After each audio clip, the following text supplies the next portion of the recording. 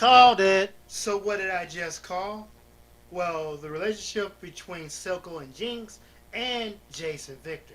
With an added bonus, Jason Mel, and the future relationship between Caitlyn and Vi. My name is JG Traveler. Welcome to another episode within a world where a citizen's justice is never lost. Before we get started with the content of this video, please drop a like on it. It will definitely help me out. And if you haven't subscribed, do so. It will help this video and also the other content on this channel reach a larger audience.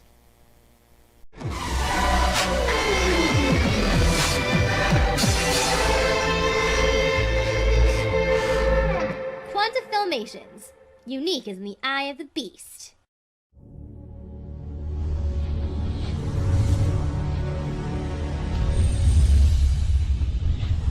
The Dynasty.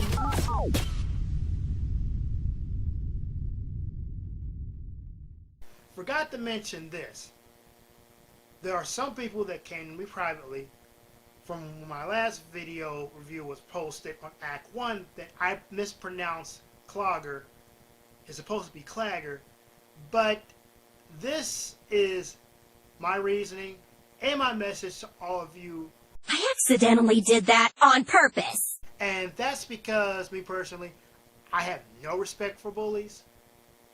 If you're that kind of person that wants to step on somebody and make them feel bad, constantly remind them of your failures, to a certain degree, that's why I'm not Team Vi. Not because of the fact that I can't play her in the video game. I really have more respect for Powder / Jinx, and I have less respect for Vi because it was her that, because of what she did to Powder at the end of Act 1, abandoning her to Silco, that's on her. That's her fault. I have no respect for that. If a family member did that to me, I was like, no, you are past redemption. I have no sympathy for you. As I Grill from Fire Emblem would say, You'll get no sympathy from me. so we're going to do this top down from Piltover, then go to Zon. From Piltover, we see that Jace is stepping into his role as the Golden Boy, but that's probably going to change to the Man of Tomorrow if you follow the video game. So we know that there's been a time skip, and he has been instrumental in creating the Hex Gates, which, seeing how they work in this show, reminds me of they've actually found a way to use warp engines. Basically, the Hex Gates are basically a warp core. They're preparing for this day. I'm thinking it's like their holiday, what call it, Progress Day, something like that. Well, in Piltover, it is basically all the inventors and other investors from around Runeterra come to Piltover to see what kind of things the City of Progress has created. Jace and also his other colleagues have always looked up to Heimerdinger to give the speech on Progression Day. But then Heimerdinger gives that job to Jace. And I'm like, yeah, that is a real treat. I mean, for someone you looked up to, believes that you are ready to step into the role in a position that they used to be. It's like, I would say an analogy would be a bigger celebrity helping a nobody reach to the same level or a similar level that they're already at. And some of us who are in the entertainment industry, myself included, as my hobby, I'm still working on that point to make it a point instead of replace my 9-to-5 job. All you need is someone who is big to help you out, and then everything else falls into place. In this case, Heimerdinger helps Jace step into the role of which he will soon become the Man of Tomorrow. But you look at from the standpoint of also we see that later on in the story, Victor has some health problems, and that is because of where he grew up. And it's a realism point here, because there are places in the world where people have health problems because of where they live. Victor grew up in Zon, so whatever the environment is, the air that he breathed, and sometimes water, like people who drink a dirty water supply. I think the one city, Flint, I think that's in Michigan. People there with dirty water supply. Zon is basically the same way, and Victor unfortunately succumbed to that. But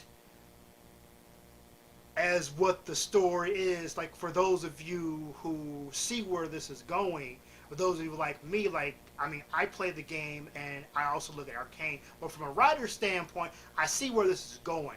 They're going to find a way in Act 3 to cure Victor of his health problems with Hextech. And whether or not that means that he's going to become the cyborg that he is in the video game, well, you do actually see that when they're actually testing some of their prototypes. You see the Atlas gauntlets, and they've also teased it on the Arcane Instagram and on the League of Legends Instagram as well. It's no spoiler for those of you who've played the video game that the Atlas gauntlets sooner or later is going to be in the hands of Vi. That's her weapon. Then you also see Victor and his Hextech claw, which that is his weapon in the video game. So by the end of Act 3, he's going to attach that thing to him, and that's going to be his main weapon. And whatever things that he uses, he's completely Hextech. So by the end of Act 3, he's going to join the Glorious Evolution. In Zon, there's this group called the Firelights, and then you have Silco and his goons trying to protect a shipment of Simmer. The way how they portray this and the way how in the game, it looks like that Simmer is the, I would say, precursor to Chemtech.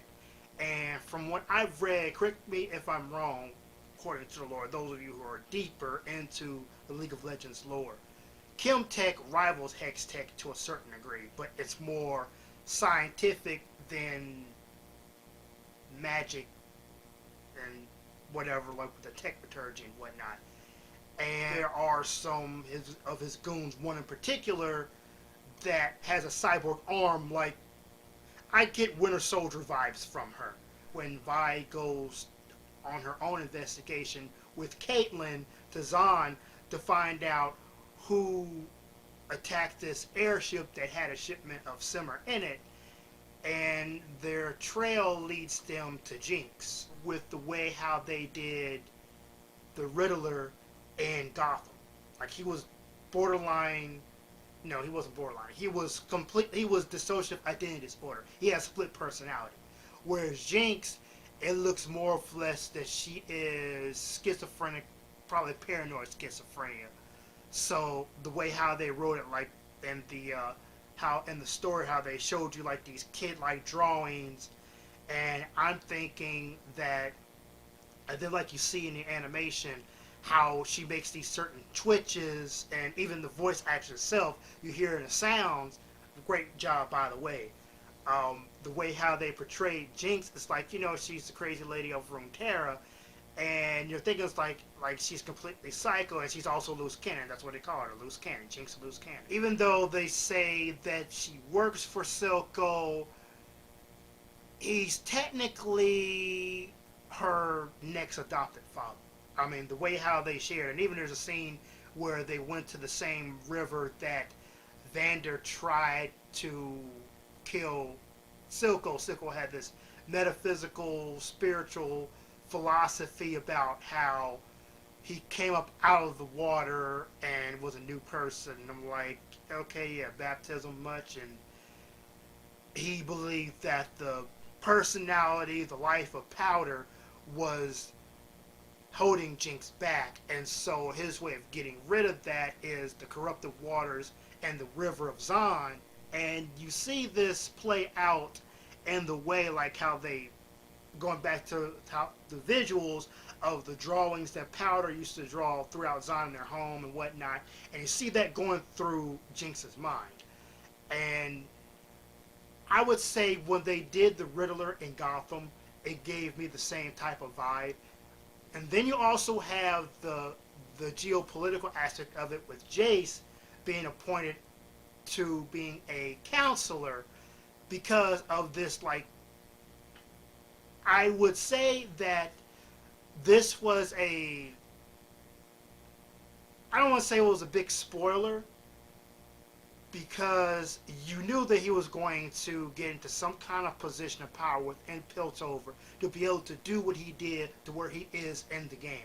Heimerdinger, which I would say the cutest part of this episode is his pet Poro, which is basic. I would say it's pretty cute because it's like a mini dog and it actually barks like one. A little bit of cuteness here and there is understandable and well noted and needed.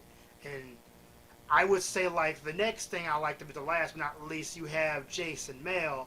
And call it what you, when I saw their scenes with them, I say, yeah, that's Jace's girlfriend. So you see with her, with Mel, she basically is teaching him the political aspect of things of Piltover, even though he's just a man of science and technology. To where he is as counselor, he has to know both.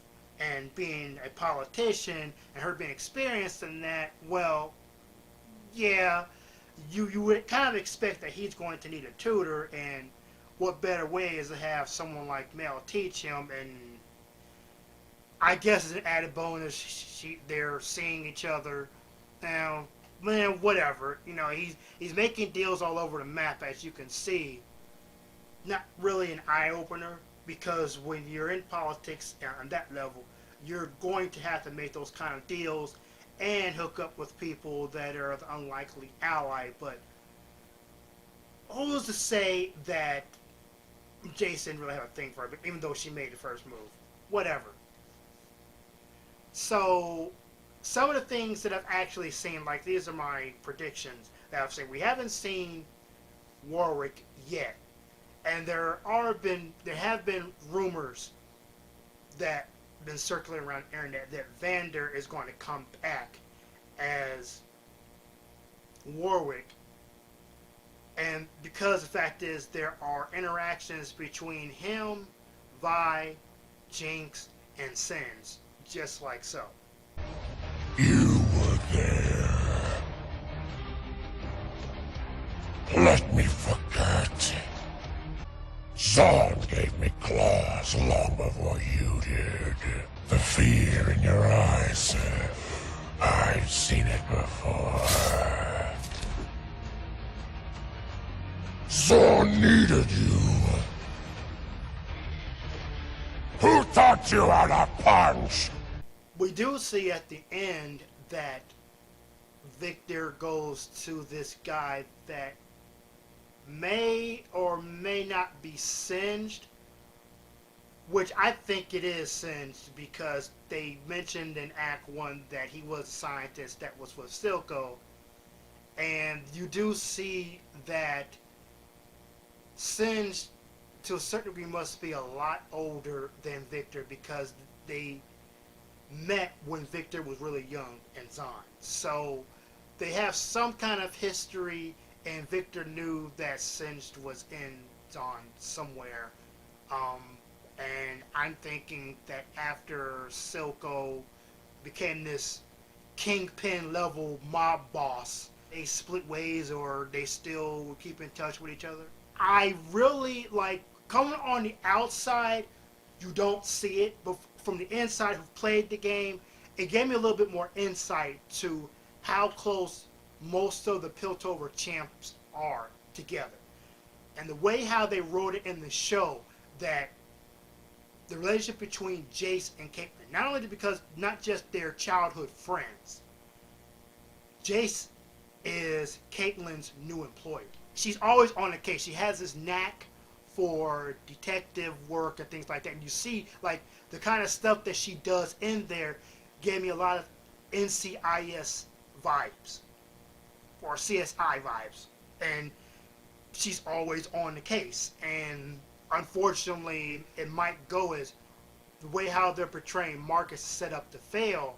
Caitlyn may be replacing him, but she works for Jace, so all the corruption that Marcus was in on, she's probably going to be the one to either take down Silco, and if and when they do, if it comes down to that point, then you probably have the exile of Singed and the emergence of Warwick, who he might stay in Zion, but that may be something that they can't deal with because Warwick is a complete monster. And the scope of things, I kind of saw this coming, the way how they were talking, because when they set up in the council meeting itself over the future of Piltover and what they're going to do with Hextech, the counselors only have 7 seats, and they made a makeshift one for Jace. So, in hindsight, I was thinking they're going to keep it at 7, and one of them was going to have to go. The way how they wrote it, Jaime has to retire, and the way how I look at it, his experience, yeah, I get that, but he's over 300 years old, and his way of approaching things, I mean, nothing against old people. They have a lot of experience, but when it comes to like what the young people do, some of them have to just sit back, retire, let the younger generation take over. And they, in Piltover, they forced Jaime to retire. I mean, I kind of didn't see that coming, but then again, I did from a writer's perspective, because the way how they set up as far as the counselor's chamber, and then you have Jaime being over 300 years old. I'm seeing Jaime is going to be the advisor to Jason Victor. Maybe we're right, and we just hit the theory on the head, or Echo is not the Firelight leader. I mean, they could flip it on his head, but I don't think I don't think Riot Games is going to do like what DC did with the Flash. Oh, they can do whatever they want. It's their property. It's their IP. This gives me some ideas for my own. You know, I got things in the works. Stay tuned.